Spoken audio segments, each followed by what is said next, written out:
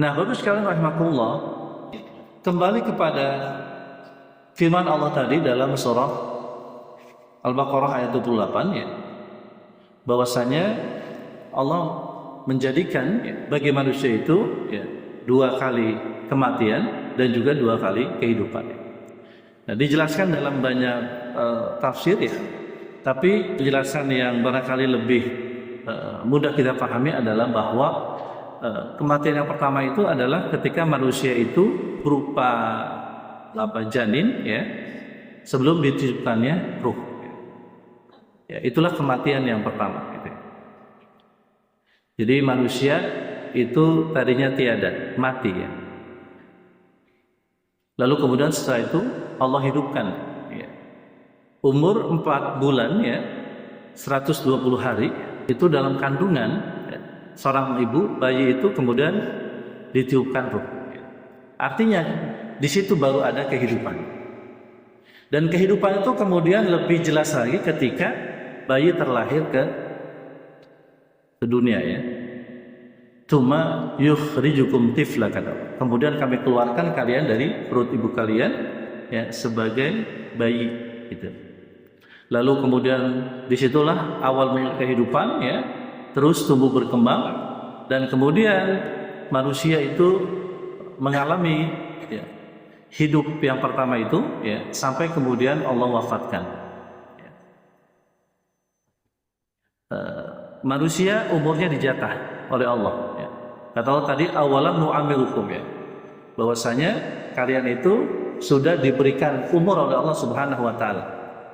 Dan Nabi SAW sudah ingatkan kita bahwa umur umatnya itu ya, baina sitin wa sab'in ya. Jadi umur umatku kata Nabi antara 60 sampai 70. Nah, itu jatah umur kita ya. Kalau kita mau hitung-hitung ya, sebenarnya kalau umur kita 60 saja, 60 kan dibagi 3 ya.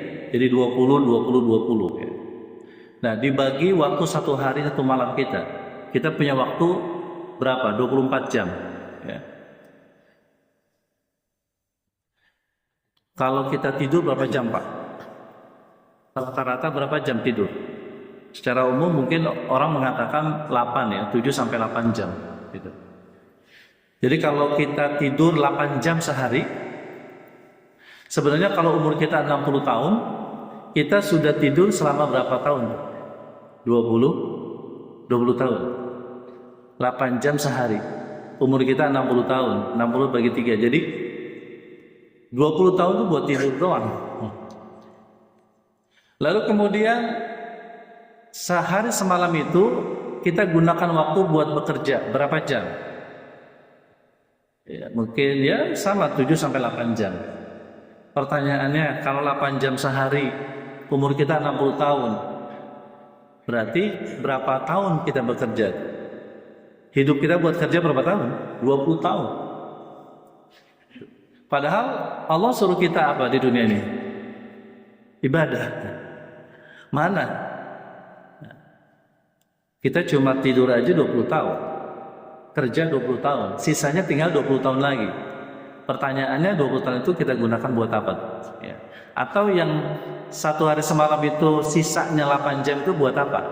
Ya. Apakah benar buat tilawah Quran, buat menghadiri taklim, ya.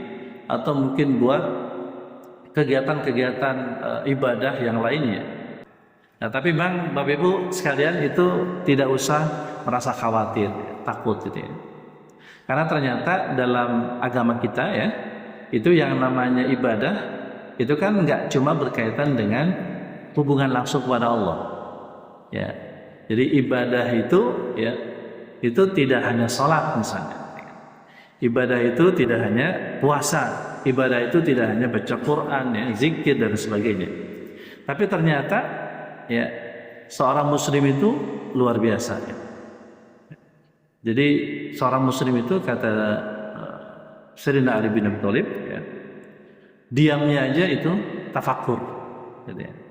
Kalau orang tafakur itu kan itu berpikir tentang ciptaan Allah Subhanahu wa taala. Maka tafakur itu termasuk diantara ibadah ya, yang pahalanya besar. Karena dari tafakur itu kemudian seseorang itu akan mendapatkan sesuatu yang besar. Apa itu? Kesadaran diri. Ya. Jadi kalau kita tafakur itu maka kita akan dapat ya, kesadaran diri. Kita punya kesadaran diri. Ini mahal sekali. Karena kalau kita selalu melulu dunia, maka kita nggak akan dapat itu. Ya. Kalau kita selalu berpikir tentang dunia, coba ya sehari semalam itu kita selalu berpikir tentang dunia, nggak pernah tentang akhirat. Jangankan akhirat, tentang diri kita sendiri juga nggak pernah. Bangun tidur, setelah bangun tidur ngapain? Gitu. Pegang HP misalnya, ya, lihat pesan, ya, WA, ya, lihat lagi Instagram, lihat lagi apalagi Facebook dan sebagainya. Nggak habis-habis ya. Sampai lupa masak gitu. Tuh, saking asiknya sekarang aktivitas di sosial media. Kemudian apa yang dilakukannya setelah itu dan sebagainya. Maka manusia jarang berpikir tentang dirinya, maka disuruh tafakur. Kata Allah dalam surah Ar-Rum tadi, lanjutannya tadi di ayat yang ke-8 ya. Awalam yatafakkaru fi anfusihim ma khalaqallahu samawati wal ardh wa ma bainahuma illa bil haqqi wa ajalin musamma wa inna katsiran minan nas bi liqa'i rabbihim lakafir. Kata Allah Subhanahu wa taala, kenapa manusia tidak berpikir tentang diri mereka sendiri? Ya. Allah ya, itu tidak menciptakan langit, bumi beserta isinya. Ya, tidak menciptakan itu semua, termasuk juga menciptakan manusia illa bil haqqi wa ajalin musamma, kecuali dengan sungguh-sungguh, kecuali dengan kebenaran. Dan waktunya sudah ditentukan oleh Allah Subhanahu wa taala. Jadi sudah dijatah ya. Kenapa manusia nggak berpikir tentang dirinya? Dari mana dia berasal? Di dunia ini mau ngapain? Setelah dunia ini berakhir, nanti apakah ada kehidupan setelahnya? Lalu nanti bagaimana mempertanggungjawabkan amal dan lain sebagainya. Itu. Sehingga ada kata-kata bijak mengatakan man arafa nafsahu faqad arafa rabbahu. Siapa yang kenal dirinya, dia kenal Tuhannya. Nah, ini karena mengacu pada ayat ini. Jadi kalau orang itu nggak pernah berpikir tentang dirinya, nggak pernah tafakur merenung, maka dia nggak akan mengenal siapa dirinya, berasal dari mana, siapa yang menciptakan, lalu hidup di dunia ini apa perannya, apa yang mesti dilakukan, itu nggak akan kenal.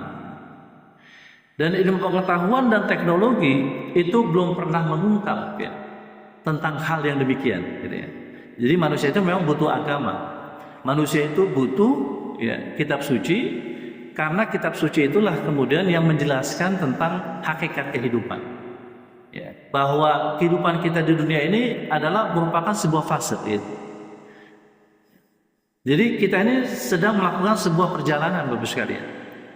Ya, jadi mulai dari alam ruh, lalu setelah itu di alam rahim, ya. Lalu setelah itu alam dunia, setelah alam dunia nanti alam barzakh, dan seterusnya dan seterusnya. Jadi ini adalah fase yang ketiga ya Bapak Ibu ya. 1, 2, 3 ya. Ini fase yang ketiga. Fase yang ketiga. Makanya kemudian Allah suruh kita untuk tafakur ya. Berpikir tentang oh ternyata proses kehidupan kita itu seperti itu. Makanya kalau kita memahami ya bahwa dunia ini adalah singgahan, tempat kita bersinggah, ya maka seperti Nabi. Aku kata Nabi menyikapi dunia ini adalah seperti seorang penunggang kuda. Ya. Jadi ada seorang penunggang kuda, dia melakukan sebuah perjalanan safar.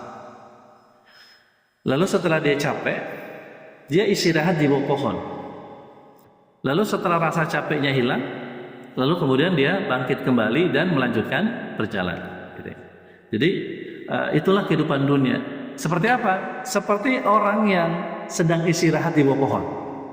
Lama apa sebentar Bapak Ibu sekalian? Sebentar. Jadi 60 tahun itu nggak lama, sebentar. Ya, jadi itu ya Bu, Pak sekalian, Bapak sekalian ya tafakur. Ya, kata Sayyidina Ali tadi, orang mukmin itu diamnya tafakur. bicaranya zikir. Ya, nah sekarang bagaimana supaya ya kalau kita bicara maka nilainya adalah zikrullah. Gitu ya. Makanya bicara yang baik-baik. Gitu ya. Maka pembicaraan yang baik itu adalah ibadah. Gitu ya. Dia bernilai ibadah pembicaraan yang baik. Ya. Nah, bicaranya adalah zikir. Lalu bergeraknya ya, itu adalah jihad. Gitu. Jadi makanya orang beriman itu kalau dia beramal, amalnya sungguh-sungguh. Gitu ya. Dia selalu mengambil yang maksimal ya, Bapak sekalian. Jadi enggak cuma sekedar ya, sholat enggak cuma sekedar, ya. Puasa enggak cuma sekedar ya. Tapi benar-benar ya ditegakkan ya. Seluruh rukun syaratnya, sunnah-sunnahnya ya, dan segala hal yang berkaitan dengan itu. Nah itu, jadi makanya di situ kita jadi orang muslim ini bersyukur ya, karena kita bisa tadi itu bahkan ya seperti misalnya Ramadan saja ada malam Lailatul Qadar. Yang Lailatul Qadar ini keutamaannya adalah seperti melakukan ibadah selama 1000 bulan. Dan 1000 bulan itu setara dengan berapa tahun tuh? Dihitung-hitung setara dengan 83 tahun ya. Jadi kalau kita dapat satu malam Lailatul Qadar aja selesai udah. Ya kan? Jadi tadi perbandingan tadi misalnya ilustrasi atau contoh tadi 60 tahun kita misalnya meskipun kita ya tadi ya 20 tahun tidur ya 20 tahun itu kerja ya, tapi kalau amalan kita itu ya itu misalnya kita dapat Lailatul Qadar ya, belum lagi misalnya dapat keutamaan dari ibadah-ibadah tertentu ya, maka luar biasa ya. Makanya itu termasuk di antara keuntungan kita menjadi seorang muslim.